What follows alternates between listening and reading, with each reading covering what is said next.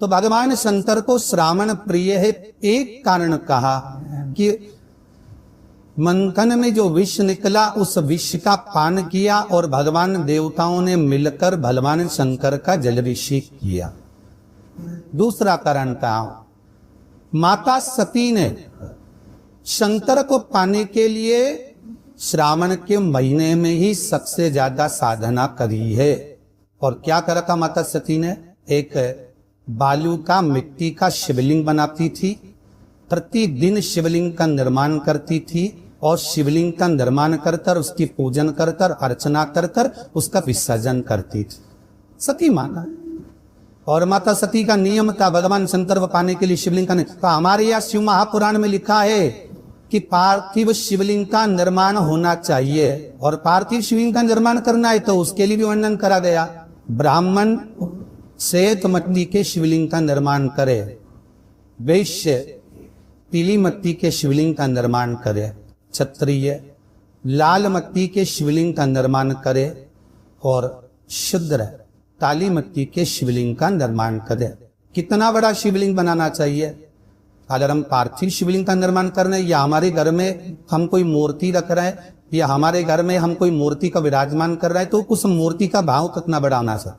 तो कहा जमीन पर अपने हस्त कमल को रखकर अंगूठे को ऊंचा कर देख लो, बस इतनी बड़ी मूर्ति घर के अंदर होना चाहिए। चाहे वो लड्डू गोपाल की हो, चाहे वो दुर्गा भवानी की हो, चाहे वो राम जी की हो, शंकर जी की हो, कृष्ण की हो, जिसकी रखना, बस इतनी बड़ी मूर्ति घर के अंदर होना चाहिए।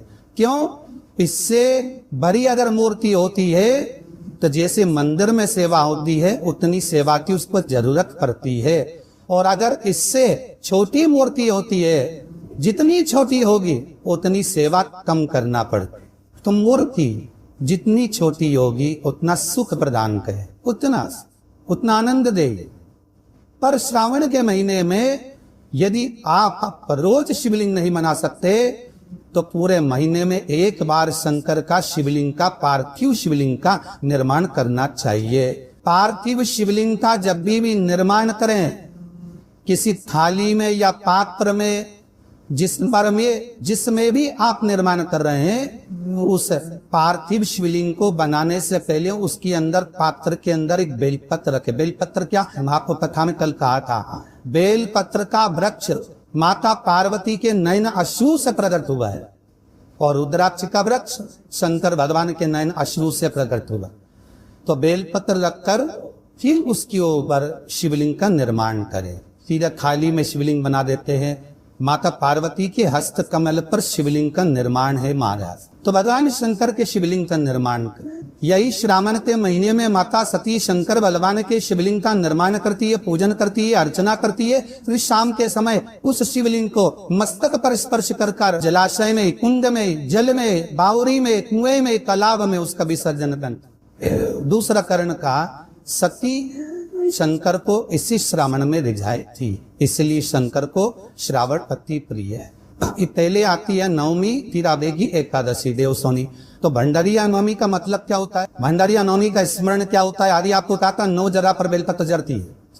भंडारिया नवमी का मतलब ही ये कि भगवान विष्णु सोने जाने से पहले नवमी तिथि के दिन 9 बेलपत्र भगवान शंकर को समर्पित कर भगवान शिव के मंदिर में बेचकर भगवान शंकर की आराधना कर भगवान विष्णु लक्ष्मी जी के साथ अपनी सृष्टि का कार्यभार 4 महीने के लिए शंकर जी को सौंप देते हैं भंडारिया नवमी के दिन।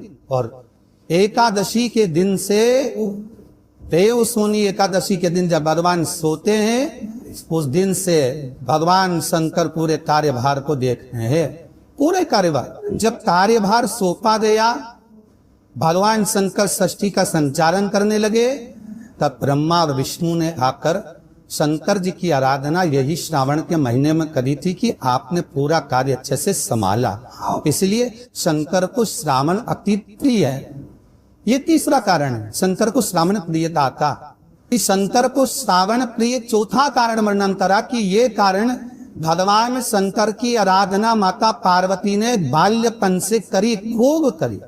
ये कहते हैं कि अगर 1,00,000 बेलपत्र समर्पित कर रहे हो और तुम्हारे पास में अगर वो बेलपत्र नहीं है तो तुम 1,00,000 मत चढ़ाओ। आप तो एक बेलपत्र है, परंतु वो बेलपत्र भी पूर्ण तरह से साफ, सुंदर, सुरक्षित, खंडित ना हो, वो मुझे समर्पित करा। एक चावल का दाना चढ़ाओ पर वो खंडित ना हो, एक फल चढ़ाओ वो खंडित ना हो, एक पुष्प चढ़ाओ वो खंडित ना हो। शिव कहते हैं मेरे हाथों से मेरा पुत्र खंडित हो गया था, उस दिन से मैंने वचन दिया है माता पार्वती को कि खंडित वस्तु स्वीकार नहीं करूंगा। शायद इसीलिए ये चरित्र बताए है कि जिस नारी का गर्भ 2-3 महीना खेलने के बाद में गर्भ गिर जाता हो, 4 महीना खेलने के बाद गर्भ गिर जाता हो, गर्भ बच्चा पूर्ण नहीं होता हो, या बच्चा कहीं शरीर के अंदर डॉक्टर कह रहे सोनोग्राफी ने कि ये विकलांग है, बच्चे के पाँव में या मुख में या शरीर में पानी भरा गया है, ये सुरक्षित नहीं होगा, ये बुद्धि से कमजोर होगा, ये बच्चा ये सब विकलांग होगा।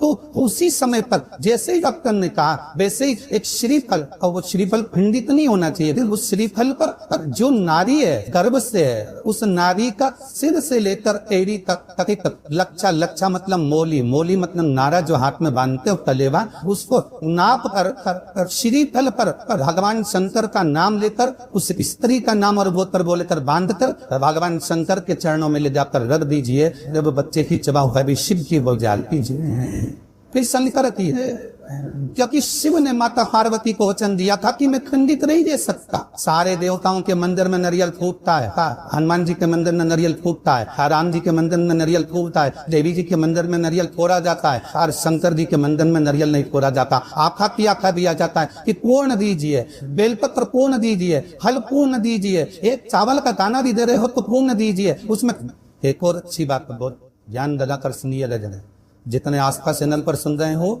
यूट्यूब पर सुन रहे हो, फेसबुक पर सुन रहे हो, या इस पंडाल में सेवा कर रहे हो, बहुत सावधानी से ध्यान दीजिएगा। तभी श्रावण महीने में अगर आप शंकर जी के मंदिर में जाएं और शिव मंदिर किसी वृक्ष के नीचे हो, बट वृक्ष के नीचे हो, चाहे पीपल के वृक्ष के नीचे हो, चाहे वो हाउले के वृक्ष के नीचे हो, चाहे वो बेलपत्री के वृक्ष के नीचे हो, चाहे वो शमी के वृक्ष के नीचे हो, चाहे जिस वृक्ष कोई भी वृक्ष के नीचे अगर कोई शिवालय है, शंकर जी का कोई मंदिर या शंकर जी